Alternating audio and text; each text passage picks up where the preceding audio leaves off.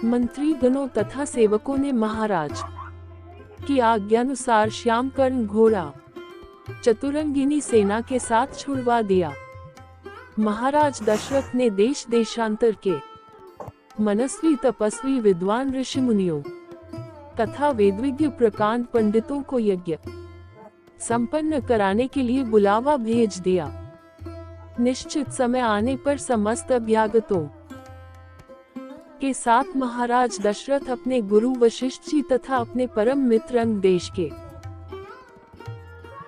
अधिपति लोभपाद के जामाता ऋग ऋषि को लेकर यज्ञ मंडप में पधारे। इस प्रकार महान यज्ञ का विधिवत शुभारंभ किया गया। संपूर्ण वातावरण वेदों की ऋचाओं के उच्च स्वर में पाठ से गूंजने तथा समिधा की सुगंध से महकने लगा। समस्त पंडितों, ब्राह्मणों, ऋषियों आदि को यथोचित धन धान्य गो आदि भेंट करके सादर विदा करने के साथ यज्ञ की समाप्ति हुई। राजा दशरथ ने यज्ञ के प्रसाद चरा को अपने महल में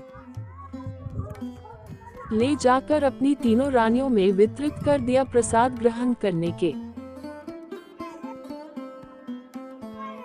परिणाम स्वरूप परम पिता परमात्मा की कृपा से तीनों रानियों ने गर्भ धारण किया। जब चैत्र मास के शुक्ल पक्ष की नवमी तिथि को पुनर्वसु नक्षत्र में सूर्य, मंगल, शनि, बृहस्पति तथा शुक्र अपने अपने उच्च स्थानों में विराजमान थे। कर्क लग्न का उदय होते ही महाराज दशरथ की बड़ी रानी कौशल्या के गर्भ से एक शिशु का जन्म हुआ, जो कि श्याम वर्ण, अत्यंत तेजो में परम कांतिवान तथा अद्भुत सौंदर्यशाली था। उस शिशु को देखने वाले ठगे से रह जाते थे। इसके पश्चात शुभ नक्षत्रों और शुभ घड़ी में महारानी कैकेयी के एक तथा तीसरी रानी सुमित्रा के 2 तेजस्वी पुत्रों का जन्म हुआ। संपूर्ण राज्य में आनंद मनाया जाने लगा। महाराज के 4 पुत्रों के जन्म के उल्लास में गंधर्व गान करने लगे और अप्सराएं नृत्य करने लगी। देवता अपने विमानों में बैठकर पुष्प वर्षा करने लगे। महाराज ने उन्मुक्त हस्त से राजद्वार पर आए हुए भातचारण तथा आशीर्वाद देने वाले ब्राह्मणों और याचकों को दान दक्षिणा दी। पुरस्कार में प्रजाजनों को धन धान्य तथा दरबारियों को रत्न आभूषण तथा उपाधियां प्रदान किया गया। 4 पुत्रों का नामकरण संस्कार महर्षि शिष्ट के द्वारा कराया गया तथा उनके नाम रामचंद्र, भरत, लक्ष्मण और शत्रुघ्न रखे गए। आयु बढ़ने के साथ ही साथ रामचंद्र गुणों में भी अपने भाइयों से आगे बढ़ने तथा प्रजा में अत्यंत लोकप्रिय होने लगे।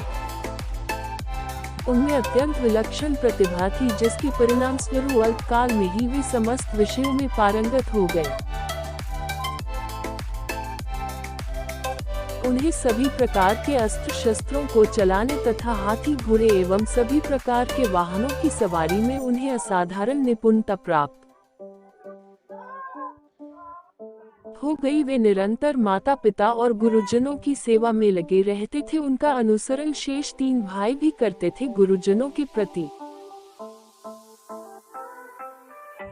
जितनी श्रद्धा भक्ति इन 4 भाइयों में थी, उतना ही उनमें परस्पर प्रेम और सौहार्द भी था। महाराज दशरथ का हृदय अपने चारों